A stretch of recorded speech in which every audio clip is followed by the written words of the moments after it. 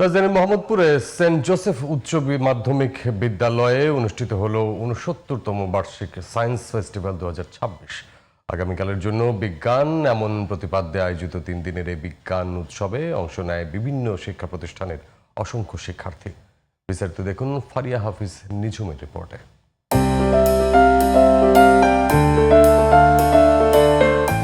আগামীকালের জন্য বিজ্ঞান এই প্রতিপাদ্যকে সামনে রেখে ৩ দিনব্যাপী এই আয়োজনে অংশ নেয় দেশের ৭০টি শিক্ষা প্রতিষ্ঠানের শিক্ষার্থীরা।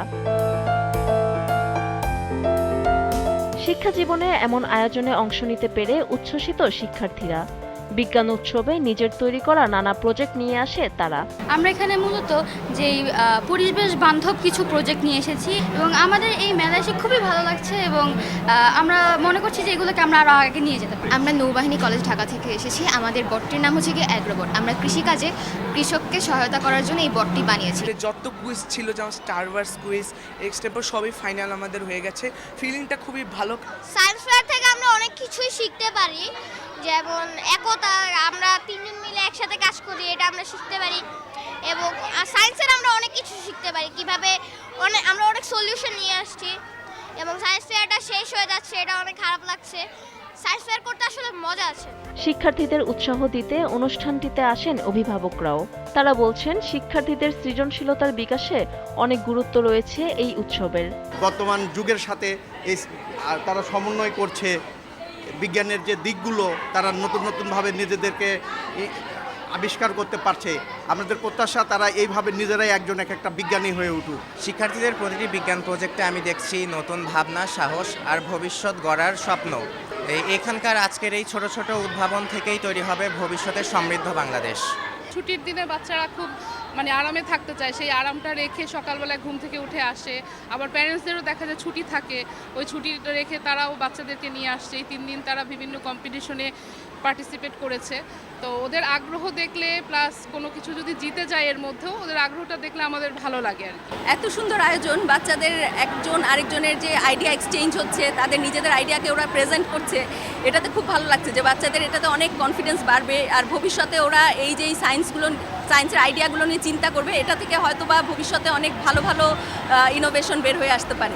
এই বিজ্ঞান উৎসব শিক্ষার্থীদের গবেষণা ও সৃজনশীলতাকে আরও এগিয়ে নিয়ে যেতে গুরুত্বপূর্ণ ভূমিকা রাখবে বলে মনে করেন আয়োজকরা।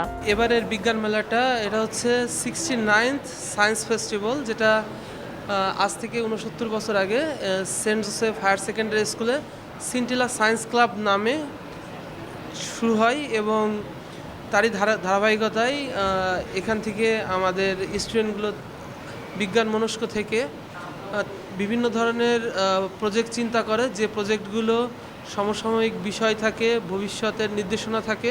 এবং অতীতে দেখা গেছে যে এই প্রজেক্টে অংশগ্রহণকারী ছাত্রগুলো বিভিন্ন জায়গাতে পরবর্তীতে যায়, তারা সেখানে তাদের সেটাকে উপস্থাপনা করার সুযোগ পায় এবং বিশ্বের এমন এমন জায়গা আছে যেমন হার্ভার্ড ইউনিভার্সিটি, MIT, তাদের হাতের খড়িটা কিন্তু এই বিজ্ঞান মেলার মাধ্যমেই এখানে আমরা সেই সুযোগটা তৈরি করে দিই।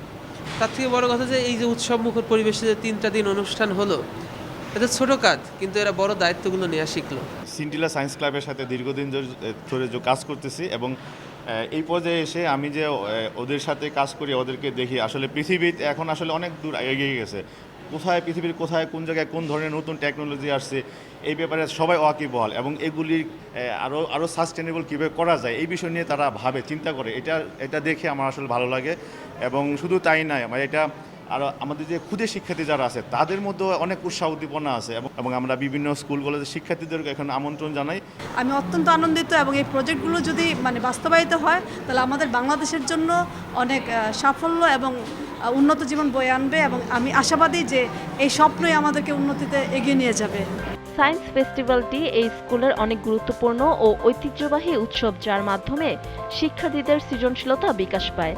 তাই প্রতি বছরই এর আয়োজন করা হয় বলে জানালেন সেন্ট জোসেফ উচ্চ মাধ্যমিক বিদ্যালয়ের অধ্যক্ষ।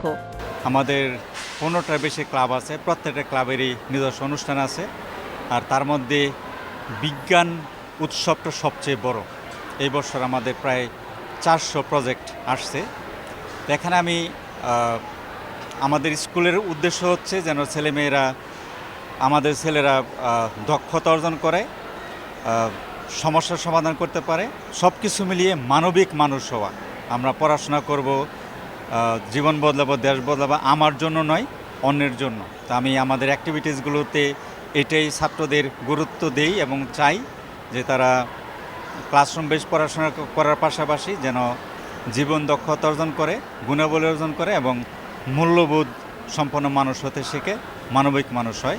বৃহস্পতিবার সকালে উদ্বোধনী অনুষ্ঠানের মাধ্যমে ফেস্টিভ্যাল শুরু হয়।